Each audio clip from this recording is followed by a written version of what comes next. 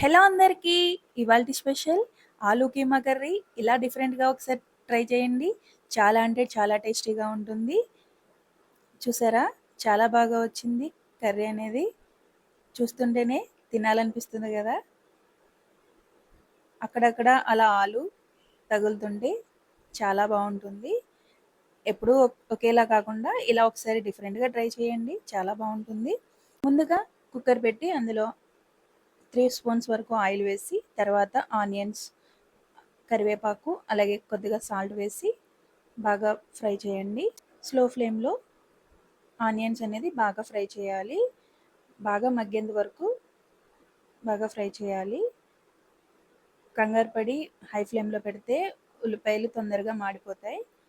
Curry అనేది అసలు బావుండదు. ఉల్లిపాయలు మంచిగా వేగితేనే కర్రీ అనేది చాలా బావుంటుంది. స్లో ఫ్లేమ్‌లోనే ఎప్పుడు ఏ కర్రీ అయినా కూడా మంచిగా ఫ్రై చేసుకోవాలి ఆనియన్స్ అనేది. తర్వాత ఇక్కడ ఇక్కడ 1.5 స్పూన్ వరకు అల్లం వెల్లుల్లి పేస్ట్ వేసుకొని బాగా ఫ్రై చేయాలి. పచ్చివాసన పోయేంత వరకు బాగా ఫ్రై చేస్తేనే కర్రీ అనేది చాలా బాగుంటుంది. తర్వాత ఓ పక్కన ఉల్లిపాయలు ఫ్రై చేసుకుంటూ మరో పక్కన ఒక ప్యాన్ పెట్టి ఆయిల్ వేసి ఆలుగడ్డ ముక్కల్ని చిన్న చిన్న క్యూబ్స్గా కట్ చేసుకుని కొంచెం అటు ఇటు బాగా ఫ్రై చేసుకోవాలి. ఇలా ఒకసారి ట్రై చేయండి, చాలా బాగుంటుంది. చూసారా? కొంచెం అటు ఇటుగా ఫ్రై చేసిన తర్వాత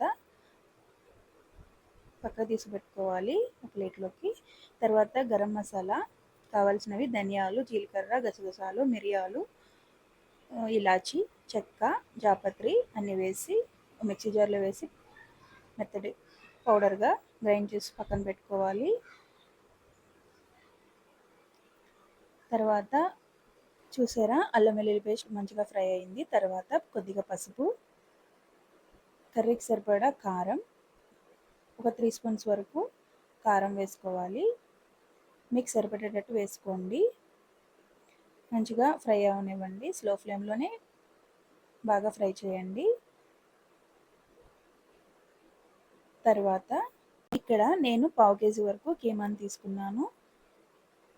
ఆలుగడ్డలు 2 వరకు తీసుకోవాలి. పెద్దవి 2 వరకు తీసుకోవాలి. కీమా వేసిన తర్వాత బాగా ఫ్రై అవనివ్వండి. మంచిగా అంతా కలిసేటట్టు ఉప్పు, కారం, పసుపు అన్నీ బాగా కలిసేటట్టు బాగా కలుపుకోండి.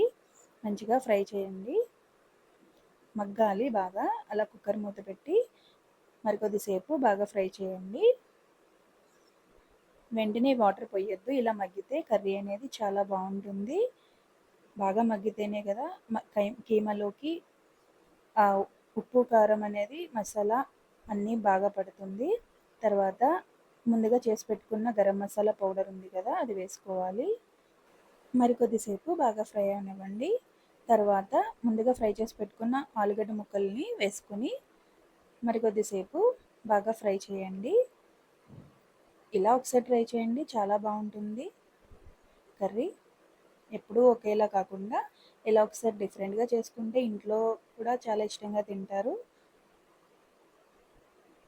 ఇది చపాతీలోకి అలాగే రైస్లోకి కూడా చాలా బాగుంటుంది. తర్వాత తగినంత వాటర్ పోసుకొని, మరీ ఎక్కువ పోయొద్దు, వీడియోలో చూపిస్తున్నట్టు సరిపడా వాటర్ పోసుకోండి. ఈ స్టేజ్లోనే ఉప్పు, కారం అనేది చూసుకోండి. తర్వాత కుక్కర్ మూత పెట్టి 5-8 విజిల్స్ రావాలి. బాగా ముదురుదైతే ఒక 10 వరకు విజిల్స్ వచ్చినా ఏం కాదు. చూసుకొని విజిల్స్ తెప్పించుకోండి. ఈ కర్రీ చాలా బాగుంటుంది. ఆలుగడ్డలు అలా ముందుగా ఆయిల్లో ఫ్రై చేస్తే మనం కుక్కర్లో పెట్టిన ఆలుగడ్డలు అనేది చెదిరిపోకుండా క్యూబ్స్ లానే ఉన్నాయి చూడండి. చూసారా? చాలా బాగా వచ్చింది. మీరు కూడా ట్రై చేయండి. సబ్స్క్రైబ్ చేయండి, లైక్ చేయండి. Thank you.